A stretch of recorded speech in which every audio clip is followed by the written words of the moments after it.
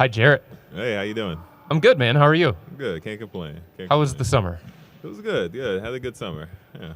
What specifically did you try to focus on this summer coming off the playoff loss against New York?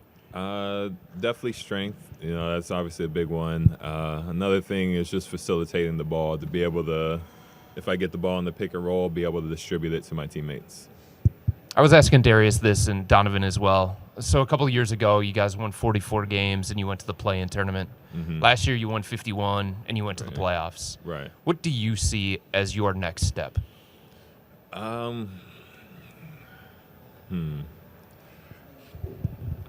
feel like next step is the playoffs. We've shown that we're a great team in the regular season, and now, in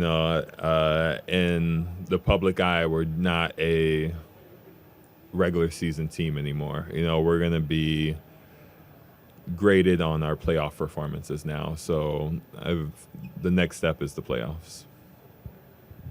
Hey, Jarrett, Leah Doherty with 19 News. JB was talking earlier saying that this group is going to be a much more physical team than last year. Why do you think that is, and are there certain guys that contribute to that?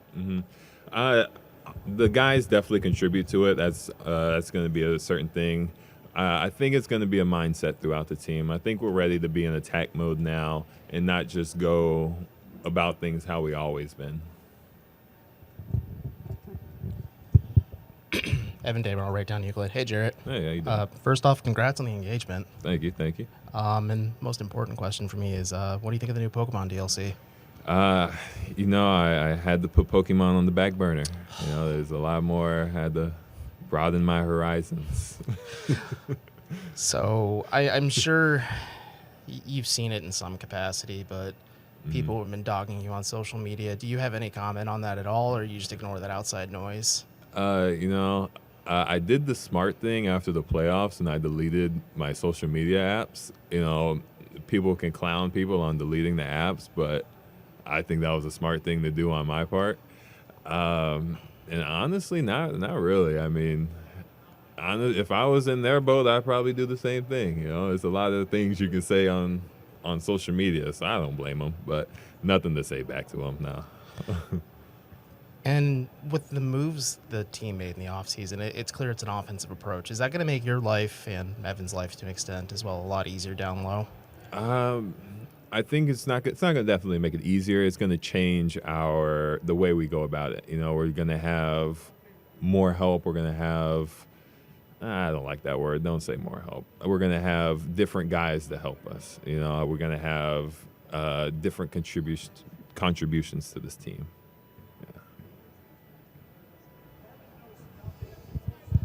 Hey, Jarrett. Hey. Jimmy Watkins, Cleveland.com. Tristan was up here talking about how he's maybe not afraid to dish out a little tough love to some of the guys. How have you experienced that, if you have, so far? I haven't experienced it yet, but just knowing Tristan's personality, he's going to contribute tough love. I don't think it's not going to come from a place of malice. He's going to want to give the toughness to help see us improve as people and as players. How can that help this team?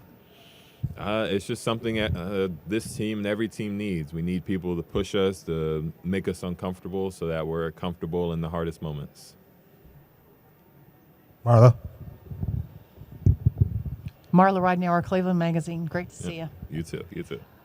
Just in the toughness realm, when you don't really have an enforcer type, like someone who's built that way, how do you get that out of yourselves when you're not physically that kind of team? For that, I would say if you don't have that one type of guy, you can name that type of guy for every type of team. I think it's one of those things where everybody has to give a little bit of themselves to become a part of the enforcer role. I know you don't have to have one guy to, get the technical foul. We can all chip in, I guess. Yeah. And just my own curiosity, did you get a new mattress at your house in Texas? I did.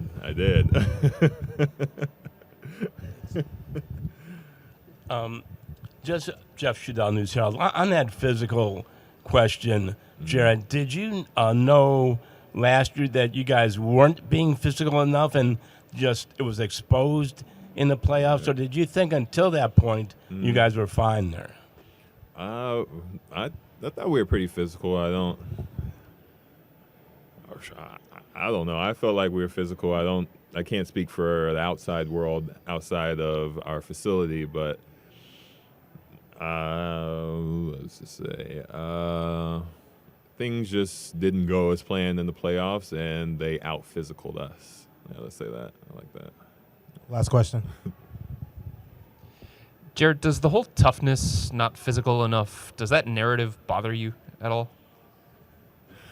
I think I'm the wrong person to ask for that question. It doesn't bother me. I mean, in this league, everybody's going to have a narrative, and not the sad part about it, the realistic part about it is that narrative is going to follow you around until you do something drastic to change it.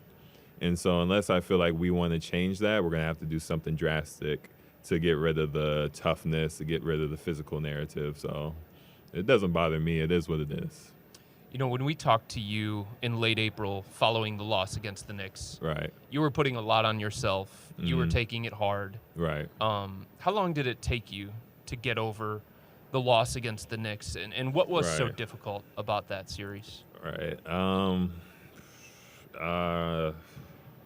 Again, I'm the wrong person to ask because I'm not going to give the answer. I'm still not over it.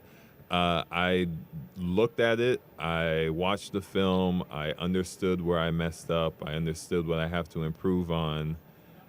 And I was able to move on to it so that I can improve for this season and become a better player. I didn't want to dwell on it too much. Things happen in this league. To be successful, you're going to have down days. And to be even more successful, you have to get up the next day and be better than you were yesterday. So I didn't dwell on it. I just let it go and went on to the next thing. Thank you.